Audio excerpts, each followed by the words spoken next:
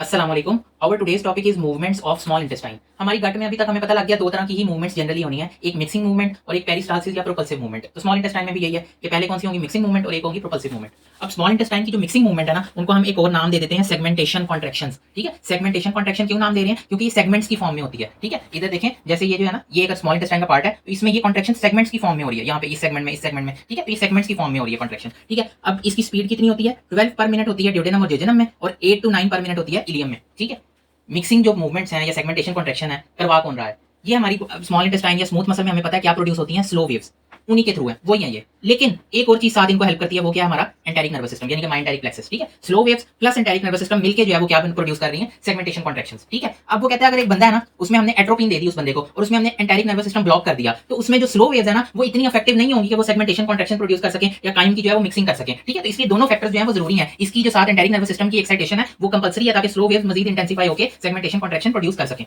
ठीक है, ये कुछ मुख्तलिफ फॉर्म्स हैं किस तरह की हो सकती है सेगमेंटेशन कॉन्ट्रैक्शंस। ये देखिए, ये वीक कॉन्ट्रैक्शन है। ठीक है, इसमें अभी इस पार्ट में वीक कॉन्ट्रैक्शन है। ये जो है ये रेगुलरली स्पेस्ड सेगमेंटेशन कॉन्ट्रैक्शन है। ये आइसोलेटेड है, यानी कि पूरे पार्ट में एक जगह कॉन्ट्रैक्शन हो रही है, और ये इरेगुलरली स्पेस्ड है। पहले इस पार्ट में हुई, ये देखें डिस्टेंस जो है वो चेंज हो रहा है, ये इरेगुलरली स्पेस्ड है, ये आइसोलेटेड है।